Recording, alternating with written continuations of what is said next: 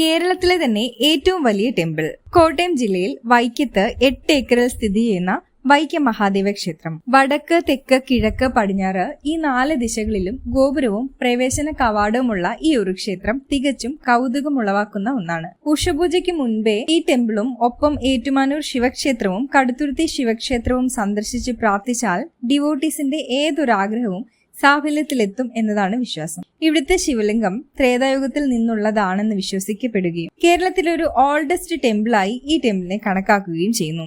പൊതുവെ ക്ഷേത്രങ്ങൾ പൂർണ്ണമായ കിഴക്ക് പടിഞ്ഞാറ് ദിശകളിൽ നിർമ്മിക്കുമ്പോൾ ഈ ക്ഷേത്രം വടക്ക് തെക്ക് ദിശയിൽ 5 ഡിഗ്രി ചെരിഞ്ഞാണ് നിർമ്മിച്ചിരിക്കുന്നത്. ബാഹ്യമായ അഥവാ പുറമേന്ന് നോക്കുമ്പോൾ വൃത്താകൃതിയിലുള്ള ക്ഷേത്രം പോലെ തോന്നുമെങ്കിലും ഓവൽ ഷേപ്പിലുള്ള ശ്രീകോവിലുള്ള കേരളത്തിലെ ഒരേ ഒരു ക്ഷേത്രം ഇതാണ്.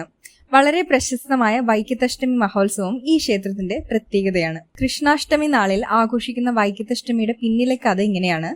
വ്യാഘ്രപാദൻ എന്നൊരു സന്യാസി വർഷങ്ങളോളം ശിവനെ പ്രാർത്ഥിക്കുകയും ഫലമായി ശിവനും പാർവതിയും വൃശ്ചിക മാസത്തിലെ കൃഷ്ണാഷ്ടമി നാളിൽ ഈ സന്യാസിക്ക് മുന്നിൽ പ്രത്യക്ഷപ്പെടുകയും ചെയ്തുവെന്നും ആ ഓർമ്മയ്ക്കായി പിന്നീട് അങ്ങോട്ട് വൃശ്ചിക മാസം കൃഷ്ണാഷ്ടമി വൈക്കത്തഷ്ടമിയായി ആഘോഷിച്ചു വരികയും ചെയ്യുന്നു. ഒരു മാസത്തിന്റെ പകുതിയോളം ഏതാണ്ട് 12 ദിവസം നീണ്ടു നിൽക്കുന്ന വൈക്കത്തഷ്ടമിയിൽ വൈക്കം മുഴുവനും അണിഞ്ഞൊരുങ്ങും. റോഡിനിരുവശമായി പല രീതിയിലുള്ള വർണ്ണാഭമായ കാഴ്ചകൾ. ആ വഴിയെ പാസ് ചെയ്യുന്നവർക്ക് ആർക്കും തന്നെ കുറച്ചു സമയം അവിടെ ചിലവഴിക്കാതെ പോകാനാവില്ല. ദേശാടന കിളികൾ പറന്നെത്തുന്നത് പോലെ പല രീതിയിലുള്ള കളിപ്പാട്ടങ്ങളും കരകൗശല ശില്പങ്ങളും ചില്ലുപാത്രങ്ങളും മറ്റു പലതരം അടുക്കള സാമഗ്രികളും വിത്തുകളും ചെടികളും പണ്ടുകാലത്ത് സുലഭമായും എന്നാൽ കാലക്രമേണ കാണാതായി പോയതുമായ മധുര പലഹാരങ്ങളും സ്വദേശിയും വിദേശിയുമായ പലതരം ഭക്ഷണങ്ങളും പിന്നെ ആരുടെയൊക്കെയോ മനസ്സിൽ രൂപപ്പെട്ട് നിറം കൊണ്ടും മണം കൊണ്ടും രുചി കൊണ്ടും വ്യത്യസ്തന്മാരായ ചില പാനീയങ്ങളും വ്യത്യസ്തന്മാരായ നമുക്ക് ഓരോരുത്തരുടെയും അഭിരുചിക്കനുസരിച്ചുള്ള ഒട്ടുമുക്കാൽ സാധനങ്ങളും ഇവിടെ ഉണ്ടാകും.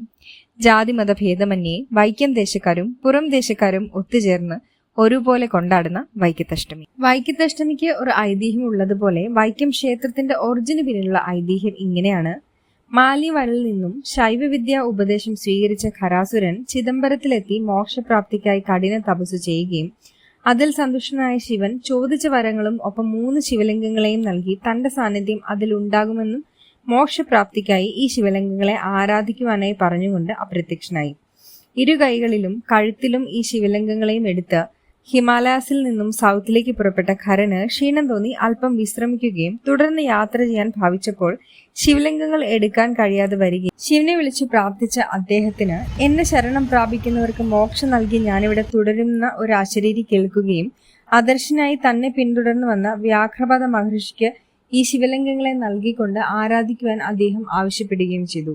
ഖരാസുരന്റെ വലം കൈയിലെ ശിവലിംഗം വൈക്കത്തും ഇടം കൈയിലേത് ഏറ്റുമാനൂരിലും കഴുത്തിലേത് കടുത്തുരുത്തിയിലും ആരാധിക്കപ്പെടുന്നു എന്നതാണ് വിശ്വാസം.